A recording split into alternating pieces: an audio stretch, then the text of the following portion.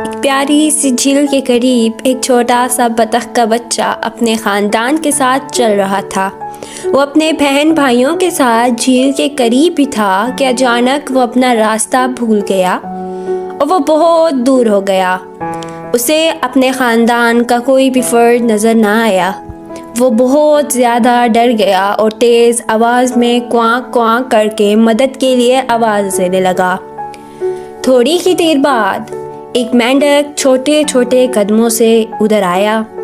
اس نے بطخ کے بچے کو روتے ہوئے دیکھا اور فوراً کہا، فکر نہ کرو، میں تمہیں تمہارے خاندان کے پاس لے جاؤں گا۔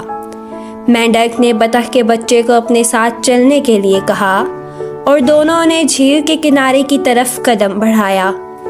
مینڈک بطخ کے بچے کو راستہ دکھاتا ہوا جھیل کے دوسرے کنارے تک پہنچا، جہاں بطخ کا بچہ اپنے خاندان کو دیکھ کر خوشی سے چمک اٹھا۔ اس کے والدین اسے دیکھ کر بہت خوش ہوئے اور اسے گلے لگا لیا اور کہا، ہم تمہارے لیے بہت زیادہ پریشان ہو گئے تھے۔ بطخ کا بچہ یہ سیکھ گیا کہ زندگی میں ہمیشہ اپنے بڑوں کے قریب رہنا ضروری ہے، کیونکہ وہ ہمیشہ ہماری حفاظت کرتے ہیں اور ہمیں صحیح راستہ دکھاتے ہیں۔ سبق: ہمیشہ اپنے عزیزوں کے قریب رہو جو تمہاری فکر کرتے ہیں اور تمہیں کبھی اکیلا نہیں چھوڑتے۔